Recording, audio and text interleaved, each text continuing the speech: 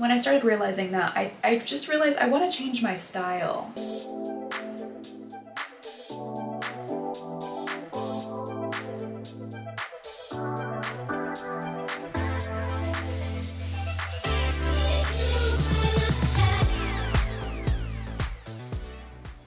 My name's Allison. I'm a watercolor artist. I currently live in Japan. I've been here for a little over a year with my husband. We've been traveling around Japan a lot, so just for a little bit of context, we live on a small island. I want to show you a little bit of my process today and also talk about what I'm painting because I've done a little bit of traveling recently, but I wanted to also talk about something that a lot of artists fall into and that recently I found myself really falling into.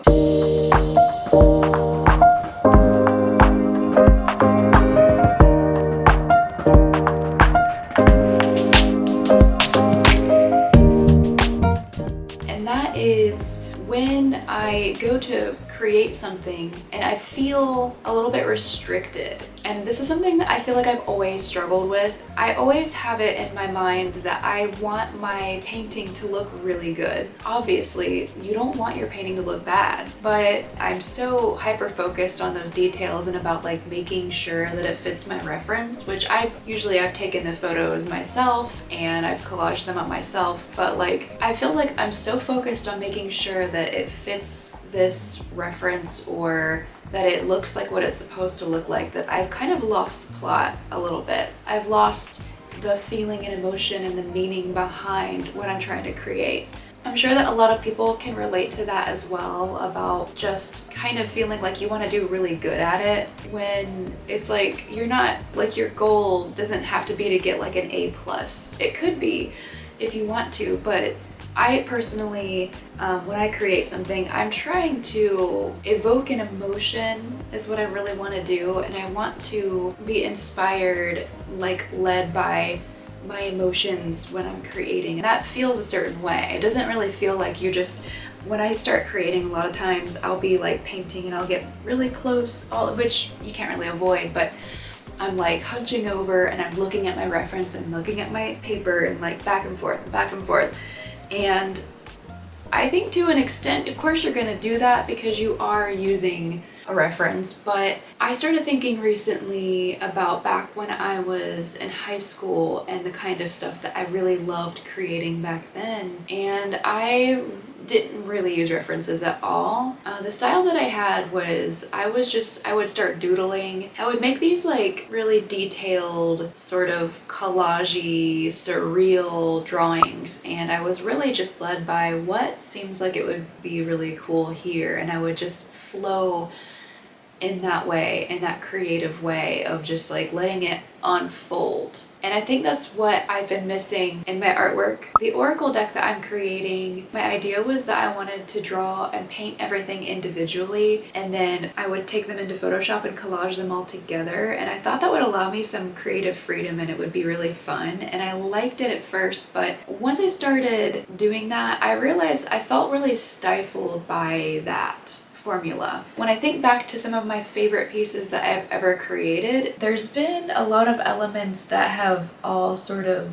connected to each other that I've just sort of let my process unfold naturally, and it's like this beautiful, all connected piece. When I started realizing that, I just realized I want to change my style. And I don't think that there's anything wrong with changing your style, even if you feel like you need to stick with something for a certain amount of time. I do feel like it's important to let yourself naturally create what it is you want to. Lately, I've been really inspired by people who create these beautiful sketchbooks that there's a lot of detail to them, but there's also like a looseness and a playfulness to them. It's like they've loosely used this reference. They've created something that is very unique and their own, and also allow themselves to just like flow. And I want to get into that flow state more often.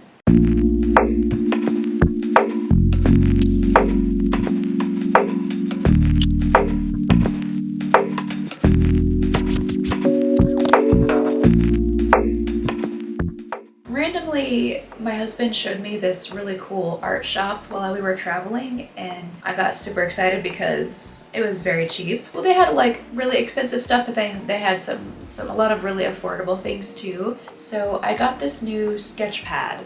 It's actually like a watercolor pad or a sketch pad. This was only like 1,000 yen. Like, it was really cheap for what you're getting, and it's just all really thick watercolor pages. And so I got really excited when I got this because the sizing of it is kind of, honestly, I like to work small usually. I don't know, I find it just less intimidating and easier to work a little small. So then when I got this, I had the idea of like, I'm traveling so much lately and I have a lot more plans for other places I want to go. So why not fill up this page of places that I travel and just things that I've experienced. I want to evoke the feeling that I had when I went to this place and that excitement and whatever it was that I was feeling.